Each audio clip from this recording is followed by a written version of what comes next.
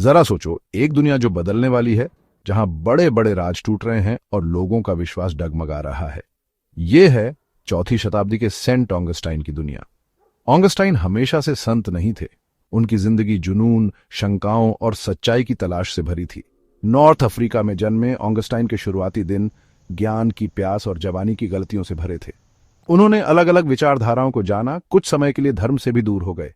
उनकी मां मोनिका, एक सच्ची ईसाई, ने उन पर से विश्वास नहीं खोया और हमेशा उनकी भगवान की ओर वापसी के लिए प्रार्थना करती रहीं। और वो लौटे भी एक ऐसे बदलाव के पल में जिसने उनकी जिंदगी बदल दी। ऑगस्टाइन बिशप बने, एक जाने माने धर्मशास्त्री और पश्चिमी सभ्यता के सबसे प्रभावशाली विचारकों में से एक। उनके लेखन आत्मविश्लेषण और धार्मिक ज्ञान से भरे, उनके समय से बहुत आगे तक गूंजे। उनकी आत्मकथा कन्फेशंस इंसानी जिंदगी की एक कहानी है, पाप से मुक्ति की यात्रा। लेकिन उनकी सबसे बड़ी रचना द सिटी ऑफ गॉड में ऑगस्टाइन की प्रतिभा सच में चमकती है। ये महान ग्रंथ, जो गिरते हुए रोमन साम्राज्य के समय लिखा गया था, दो शहरों की एक तस्वीर पेश करता है, एक दुनियावी, एक स्वर्गीय, हमेशा के लिए जुड़े हुए, फिर भी हमेशा के लिए अलग।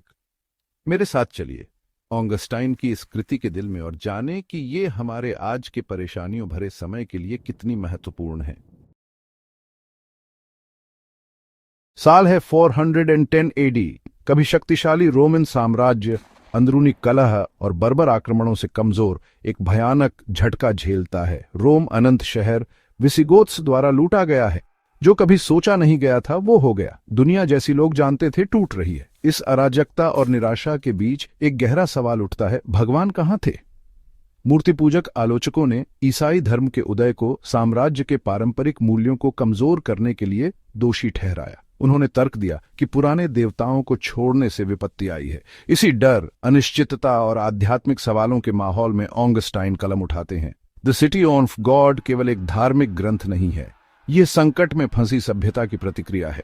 ऑगस्टाइन अपने समय की चिंताओं का सामना करते हैं, रोम के पतन और मानवता के भाग्य पर एक नया दृष्टिकोण पेश करते हैं। उनका तर्क है कि रोम का पतन दुखद होते हुए भी अंत नहीं है। सच्ची आशा, वे कहते हैं, सांसारिक साम्राज्यों में नहीं बल्कि भगवान के अनंत शहर में है। लेकिन यह भगवान का शहर क्या है? यह कोई भौतिक स्थान नहीं है बल्कि एक आध्यात्मिक क्षेत्र है। भगवान से प्यार करने वालों और उनकी इच्छा की तलाश करने वालों का एक शाश्वत समुदाय है। यह विश्वास, प्रेम और न्याय पर बना शहर है, जो सांसारिक शहर के साथ मौजूद है, जो स्वार्थ, लालच और सत्ता की खोज से भरा है। ऑगस्टाइन का दृष्टिकोण पलायनवाद का नहीं है। वे मानते हैं कि हम एक साथ दो शहरों में रहते हैं, सांसारिक शहर और भगवान का शहर। सांसारिक शहर स्वार्थ के प्रेम से प्रेरित रोम की तरह ही टूटने के लिए नियत है। इसकी नींव महत्वाकांक्षा, शक्ति और भौतिक धन की रेत पर बनी है। हालांकि भगवान का शहर शाश्वत है, इसकी नींव भगवान के अटूट प्रेम में निहित है।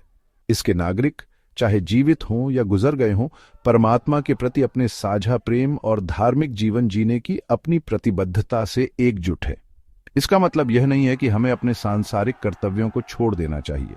ऑगस्टाइन समाज की व्यवस्था के भीतर सदाचारी जीवन जीने के महत्व पर जोर देते हैं। हमें जिम्मेदार नागरिक बनना है, अपने पड़ोसियों की देखभाल करनी है और न्याय और शांति के लिए काम करना है। हालांकि हमारी अंतिम निष्ठा हमेशा भगवान के शहर के प्रति होनी चाहिए। हमारा सांसारिक जीवन एक तीर्थ यात्रा बन जाता है, स्वर्गीय शहर में हमारे असली घर की यात्रा। हम जो चुनाव करते हैं, हम जो प्यार अपनाते हैं, वह हमारी नागरिकता तय करता है। क्या हम क्षणिक सुखों और सांसारिक सफलता का पीछा करते हैं या हम शाश्वत की तलाश करते हैं, अपने जीवन को विश्वास और भगवान के प्रति प्रेम की मजबूत चट्टान पर बनाते हैं? ऑगस्टाइन द्वारा अपनी उत्कृष्ट कृति लिखे जाने के बाद से सदियां बीत चुकी हैं, फिर भी इसका संदेश आश्चर्यजनक रूप से प्रासंगिक है। हम भी एक ऐसी दुनिया में रहते हैं जो अनिश्चितता, हिंसा और विचारधाराओं के टकराव से जूझ रही है। सत्ता, धन और आत्मसंतुष्टि का आकर्षण कई लोगों को मोहित करता रहता है, जबकि अन्य भौतिक से परे अर्थ और उद्देश्य की तलाश करते हैं। मानवीय स्थिति के बारे में ऑगस्टाइन की अंतर्दृष्टि महान प्रेम और विनाशकारी स्वार्थ दोनों के लिए हमारी क्षमता गहराई से प्रतिध्वनित होती है।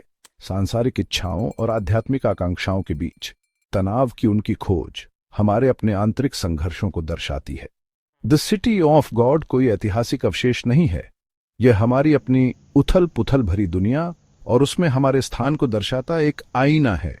बढ़ते धर्मनिरपेक्षता के युग में विश्वास के महत्व और पारलौकिक सत्य की खोज पर ऑगस्टाइन का जोर एक शक्तिशाली प्रतिकथन प्रस्तुत करता है। उनका काम हमें याद दिलाता है कि सच्ची संतुष्टि क्षणिक सुखों में नहीं, बल्कि खुद से बड़ी किसी चीज के साथ जुड़ने में मिलती है। ऑगस्टाइन का संदेश निराशा का नहीं, बल्कि आशा का है।